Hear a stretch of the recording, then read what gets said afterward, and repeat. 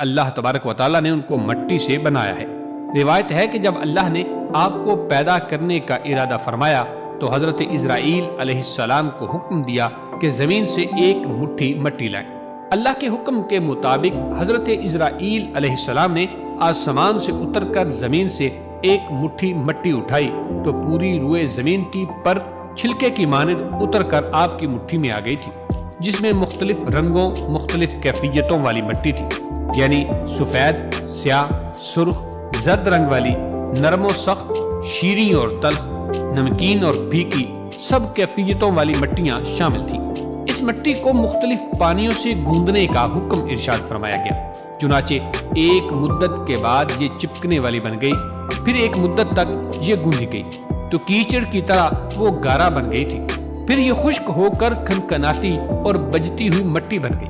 پھر اسی مٹی سے اللہ تبارک و تعالیٰ نے حضرت آدم علیہ السلام کا پتلا بنا کر جنت کے دروازے پر رکھ دیا گیا، جس کو دیکھ دیکھ کر فرشتوں کی جماعت تعجب کرتی تھی، کیونکہ فرشتوں نے ایسی شکل و صورت کی کوئی مخلوق کبھی پہلے نہیں دیکھی تھی۔ محترم دوستو، اللہ تبارک و تعالیٰ نے اس پتلے میں روح کو داخل ہونے کا حکم ارشاد فرمایا، چنانچہ روح داخل ہو کر جب آپ کے نتنوں میں پہنچی تو آپ کو چھینک آئی۔ جب روح زبان تک پہنچی تو آپ نے الحمدللہ پڑھا اور اللہ تبارک و تعالیٰ نے فرمایا یرحمک اللہ، یعنی اللہ تم پر رحمت فرمائے۔ اے ابو محمد یعنی آدم، میں نے تم کو اپنی حمد ہی کے لیے بنایا ہے۔ پھر رفتہ رفتہ پورے بدن میں روح پہنچی اور آپ زندہ ہو کر اٹھ کھڑے ہوئے۔ اللہ تعالیٰ نے حضرت آدم علیہ السلام کو 4 عظیم شرف اور مرتبے عطا فرمائے تھے۔ نمبر 1، اپنے ہاتھ سے پیدا فرمایا۔ ایک بات یہاں یہ واضح کرتے چلیں کہ اللہ تبارک و تعالیٰ وجود سے پاک ہے، تو ہاتھ سے مراد اپنی نگاہ کرم نواز اور اپنی رحمت خاص سے پیدا فرمایا۔ نمبر 2، پھر روح پھونکی۔ نمبر 3، فرشتوں کو سجدہ کرنے کا حکم فرمایا۔ نمبر 4، اشیاء کے ناموں کے علم سے سرفراز فرما دیا تھا۔ دوستو، مختلف مذاہب کی کتابوں میں یہ لکھا ہے کہ ابلیس یعنی شیطان جن تھا اور اللہ تعالیٰ نے اس کی عبادات کے باعث اسے فرشتوں میں شامل کر لیا تھا اور اسے ان کا سردار بھی بنا دیا تھا۔ اس کے بعد اس کی ریاضت کا سلسلہ جاری رہا۔ اس کائنات کا کوئی ایسا چپا یا کوئی ایسا ٹکڑا نہیں جس پر ابلیس نے سجدہ نہ کیا ہو۔ یہ ان سجدوں، ریاضتوں اور عبادات کا نتیجہ ہی تھا کہ اللہ تبارک و تعالیٰ نے ابلیس کو فرشتوں کا سردار بنایا۔ لیکن پھر شیطان غرور کا شکار ہوا، اس نے مٹی کے پتلے یعنی حضرت آدم علیہ السلام کو سجدہ کرنے سے انکار کر دیا۔ جب اللہ تبارک و تعالیٰ نے آدم علیہ السلام کو مٹی سے بنایا تو سب کو کہا کہ ان کو سجدہ کیا جائے، لیکن ابلیس کے اندر ایک غرور تھا، ایک گھمنڈ تھا۔ اس نے کہا میں آگ سے بنا اور یہ مٹی سے، میں اسے کیوں سجدہ کروں؟ اس نے سجدہ کرنے سے انکار کر دیا اور یہاں سے خیر اور شر کی طاقتوں کے درمیان جنگ کا آغاز ہو گیا تھا۔ قدیم صاحب لکھتے ہیں کہ جب شیطان کو اللہ تبارک و تعالیٰ نے حضرت آدم علیہ السلام کو سجدہ کرنے کا حکم دیا تو اس نے غرور و تکبر کرتے ہوئے حضرت آدم علیہ السلام پر حقارت سے تھوک دیا تھا۔ شیطان کا تھوک حضرت آدم علیہ السلام کے پیٹ پر گرا اور اس کے بعد اللہ تبارک و تعالیٰ نے حضرت جبرائیل علیہ السلام کو تھوک والی مٹی نکالنے کا حکم ارشاد فرمایا۔ حضرت جبرائیل علیہ السلام نے یہ مٹی نکالی تو حضرت آدم علیہ السلام کے پیٹ پر ایک چھوٹا سا سوراخ بن گیا۔ یہ سوراخ ناف کی شکل میں آج بھی ہمارے پیٹ پر موجود ہے۔ اللہ تعالیٰ نے اس ناف کی مٹی سے جس پر شیطان نے تھوکا تھا کتے کو بنا دیا تھا۔ ناظرین گرامی، کتے کی تخلیق کے متعلق مختلف روایات ملتی ہیں، جبکہ حضرت آدم علیہ السلام اور حضرت اما حوا سلام اللہ علیہا کو اللہ تبارک و تعالیٰ نے زمین پر بھیجا تو شیطان نے زمین پر موجود درندوں کو ورغلایا کہ وہ ان دونوں کو کھا جائیں، تو تب اللہ تبارک و تعالیٰ نے کتے کو پیدا کیا تھا جس نے حضرت آدم علیہ السلام اور حضرت اما حوا علیہ السلام کی ان درندوں سے حفاظت فرمائی تھی۔ یعنی کتے کی پیدائش حضرت آدم علیہ السلام کو زمین پر بھیجنے کے فوراً بعد اللہ تبارک و تعالیٰ نے فرمائی تھی۔ حضرت ابو موسیٰ اشعری رضی اللہ تعالیٰ عنہ سے روایت ہے، نبی کریم صلی اللہ علیہ وسلم نے ارشاد فرمایا، اللہ تعالیٰ نے حضرت آدم علیہ السلام کو ایک مٹھی خاک سے پیدا فرمایا۔ یہ مٹی تمام روئے زمین سے حاصل کی گئی تھی۔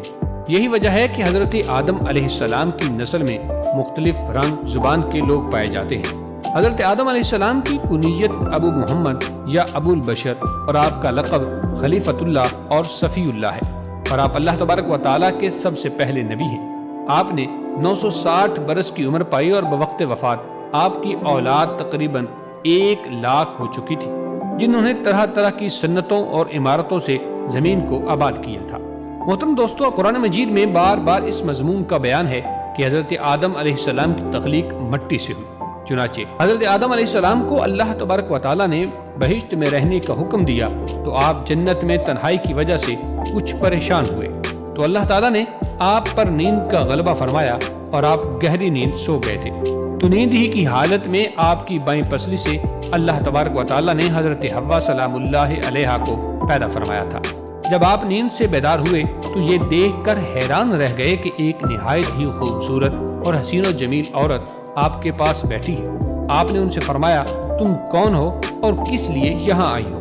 تو حضرت حوا سلام اللہ علیہا نے جواب دیا کہ میں آپ کی بیوی ہوں اور اللہ تعالیٰ نے مجھے اس لیے پیدا فرمایا تاکہ آپ کو مجھ سے انس اور سکون قلب حاصل ہو، مجھے آپ سے انسیت اور تسکین ملے، ہم دونوں ایک دوسرے سے مل کر خوش رہیں اور پیار و محبت کے ساتھ زندگی بسر کریں، اللہ تعالیٰ کی نعمتوں کا شکر ادا کرتے رہیں۔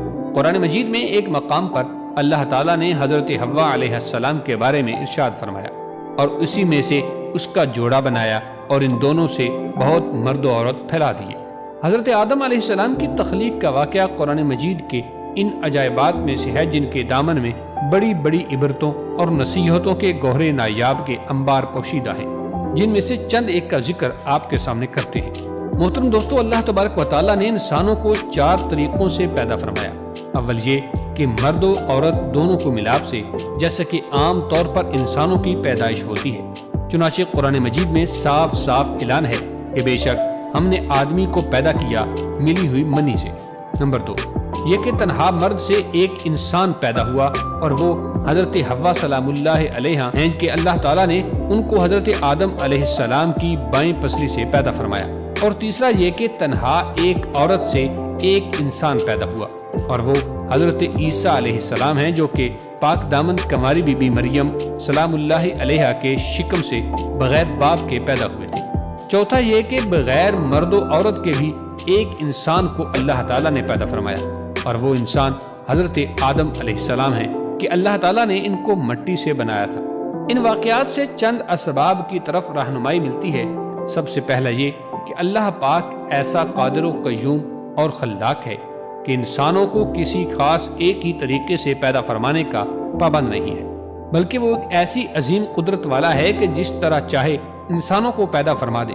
چنانچہ ان 4 طریقوں سے اس نے انسانوں کو پیدا فرمایا جو اس کی قدرت و حکمت اور اس کی عظیم و شان خلاقیت کا نشان اعظم ہے۔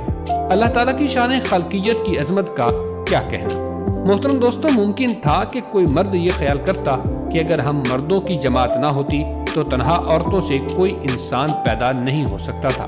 اسی طرح ممکن تھا کہ عورتوں کو یہ گمان ہوتا کہ اگر ہم نہ ہوتی تو تنہا مردوں سے کوئی انسان پیدا نہ ہوتا۔ اسی طرح ممکن تھا کہ عورتوں اور مردوں دونوں مل کر یہ ناز کرتے کہ اگر ہم مردوں اور عورتوں کا وجود نہ ہوتا تو کوئی انسان پیدا نہیں ہو سکتا تھا۔ تو اللہ تبارک و تعالیٰ نے 4 طریقوں سے انسان کی پیدائش فرما کر عورتوں اور مردوں دونوں کا منہ بند کر دیا کہ دیکھ لو ہم ہر چیز پر قادر ہیں اور جیسے چاہیں جس کو چاہیں بنا دیتے ہیں۔ اللہ ہر چیز کا بنانے والا ہے اور وہ اکیلا سب پر غالب ہے۔ ناظرین گرامی، آپ کو اس ویڈیو میں یہ بھی بتاتے چلیں کہ حضرت آدم علیہ السلام کو پیدا ہوئے کتنے سال گزر چکے ہیں۔ حضرت آدم علیہ السلام اور حضرت محمد صلی اللہ علیہ وسلم کے بیچ کتنے سال کا فاصلہ ہے۔ حضرت نوح علیہ السلام سے کتنا عرصہ بعد حضرت موسیٰ علیہ السلام پیدا ہوئے۔ ناظرین، یہ بات نہ قرآن میں موجود ہے اور نہ ہی حدیث میں ثابت ہے، البتہ اس بارے میں بعض تاریخی روایات ملتی ہیں۔ چنانچہ امام ابن عساکر رحمۃ اللہ تعالی علیہ نے اپنی کتب میں اس طرح لکھا ہے: حضرت آدم علیہ السلام اور حضرت نوح علیہ السلام کے درمیان 1200 برس کا فاصلہ ہے، اور حضرت نوح علیہ السلام سے حضرت ابراہیم علیہ السلام کے درمیان 1142 سال کا فاصلہ ہے، اور حضرت ابراہیم علیہ السلام سے حضرت موسیٰ علیہ السلام تک 565 برس کا فاصلہ، اور حضرت عیسیٰ علیہ السلام کے درمیان 1356 برس، اور حضرت عیسیٰ علیہ السلام سے حضور صلی اللہ علیہ وسلم تک 600 برس کا فاصلہ ہے۔ جہاں تک ان انبیاء کی حیات رہنے کا تعلق ہے تو حضرت آدم علیہ السلام 960 برس، حضرت نوح علیہ السلام 950 برس، حضرت ابراہیم علیہ السلام 200 سال، حضرت داؤد علیہ السلام 100 سال، اور حضرت عیسیٰ علیہ السلام 33 برس، اور آپ صلی اللہ علیہ وآلہ وسلم 63 برس تک باقاعدہ حیات رہے۔ محترم دوستو، اس حساب کے مطابق حضرت آدم علیہ السلام کے دنیا میں تشریف لانے سے لے کر اب تک تقریباً 9288 سال گزر چکے ہیں۔ آپ علیہ السلام اور حضرت آدم علیہ السلام کے بیچ کا درمیانی وقفہ تقریباً 6835 سال ہے۔ محترم دوستو، آپ کو یہ بھی بتاتے ہیں کہ حضرت آدم علیہ السلام جنت سے کہاں اترے تھے۔ اس بارے میں تفسیر در منصور میں ہے کہ حضرت آدم علیہ السلام مکہ اور طائف کے درمیان موجود وادی دجنہ میں اترے تھے۔ بعض کا کہنا ہے کہ حضرت آدم علیہ السلام صفا پہاڑی پر اترے۔ حکم الہی میں کوتاہی کی وجہ سے حضرت آدم علیہ السلام کے جنت سے نکلنے کا وقت آیا، تب آپ علیہ السلام نے حضرت حوا سلام اللہ علیہ کا ہاتھ تھام کر کہا، چلو اب غربت اور بے کسی کا وقت آن پہنچا ہے۔ اس وقت حضرت جبرائیل علیہ السلام نے آ کر کہا کہ تم دونوں الگ ہو جاؤ، کیونکہ یہی اللہ تعالیٰ کا حکم ہے کہ تم دونوں کو دنیا میں مختلف مقامات پر اتارنا ہے۔ یہ سنتے ہی حضرت آدم علیہ السلام نے حضرت حوا سلام اللہ علیہ کا ہاتھ چھوڑ دیا تھا۔ پھر حضرت آدم علیہ السلام کو سرندیپ جو کہ سری لنکا میں ہے اور حضرت حوا سلام اللہ علیہ کو جدہ کے قریب اتارا گیا، اور شیطان کو حضرت آدم علیہ السلام اور حضرت حوا سلام اللہ علیہ کے اتارنے سے پہلے ہی ایلا میں اتار دیا گیا تھا۔ اس وقت کے اعتبار سے جدہ اور سرندیپ کے درمیان تقریباً 2100 میل کا فاصلہ تھا۔ حضرت آدم علیہ السلام کی جنتی زبان عربی تھی، لیکن وہ ان کو بھلا دی گئی اور اس کی بجائے آپ علیہ السلام کو سریانی زبان عطا کر دی گئی تھی۔ محترم دوستو، تاریخی اعتبار سے دیکھا جائے تو ہندوستان